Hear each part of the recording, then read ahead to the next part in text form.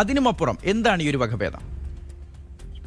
JN1 എന്ന് ഇപ്പൊ എല്ലാവർക്കും കേട്ട് മനസ്സിലായിട്ടുണ്ടാകും. അത് ഈ ഏതാനും മാസങ്ങളായി വളരെ പെട്ടെന്ന് വ്യാപിക്കാൻ കഴിവുണ്ട് എന്ന് മനസ്സിലാക്കുന്ന ഒരു വേരിയന്റ് ആണ്. ഒമൈക്രോൺ 2021 ഉണ്ടായതിനു ശേഷം ഈ ഒക്ടോബർ മാസമാണ് പ്രധാനമായും ഇങ്ങനെ ഒരു വേരിയന്റ് ലോകത്തിന് മുൻപിൽ പ്രത്യക്ഷപ്പെടുന്നത്.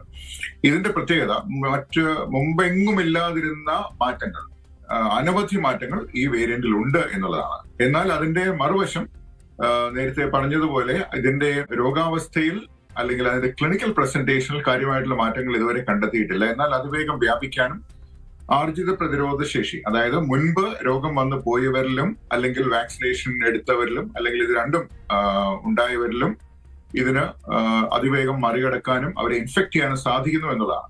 ഇനി ഇതിന്റെ ഗ്രൗണ്ട് റിയാലിറ്റി എന്ന് പറഞ്ഞാൽ നമ്മുടെ കമ്മ്യൂണിറ്റി സൈഡിൽ, നമ്മുടെ ഒരു പൊതുജനാരോഗ്യ സൈഡിൽ നമ്മൾ ചിന്തിക്കുമ്പോൾ ചെറുപ്പക്കാർക്ക് അല്ലെങ്കിൽ നല്ല ആരോഗ്യമുള്ളവർക്ക് ഇതൊരു ഇൻഫ്ലുവൻസ, ജലദോഷമല്ല, ഇൻഫ്ലുവൻസ പോലെ, അതായത് കടുത്ത ശരീരവേദനയും ക്ഷീണവും മറ്റും ഏതാനും ദിവസത്തെ ലീവ് എടുക്കേണ്ട ഒരു അവസ്ഥയിലേക്ക് കൊണ്ടുവരികയാണെങ്കിലും അവരെ ഹോസ്പിറ്റലൈസേഷനിലേക്ക് വേണ്ടി വരുന്നില്ല. എന്നാൽ നമ്മുടെ സമൂഹത്തിൽ എല്ലാവരും ചെറുപ്പക്കാരും നല്ല ആരോഗ്യമുള്ളവരുമല്ല. പക്ഷെ സമൂഹത്തിൽ നിരവധി പേർ പ്രായാധിക്യമുള്ളവരും അതുപോലെ അനുബന്ധ രോഗമുള്ളവരുമുണ്ട്. അവരിൽ ഈ രോഗം വരികയാണെങ്കിൽ അവരെ ദുർബലരാക്കാനുള്ള സാധ്യതയുണ്ട്. അതായത് അവരെ ഡീസ്റ്റെബിലൈസേഷൻ ആണ് പറയുക, അത് വരാനുള്ള സാധ്യതയുണ്ട്. അതുകൊണ്ട് തന്നെ ഇത് അനിയന്ത്രിതമായിട്ട് ഇത് പകരാതിരിക്കാനുള്ള ബേസിക് ആയിട്ടുള്ള സ്റ്റെപ്പുകൾ നമ്മൾ എടുക്കണം എന്നുള്ളതാണ്. ഇത് നിസ്സാരമായിട്ട് എടുക്കണം എന്നുള്ളതിനോട് ഞാൻ യോജിക്കുന്നില്ല.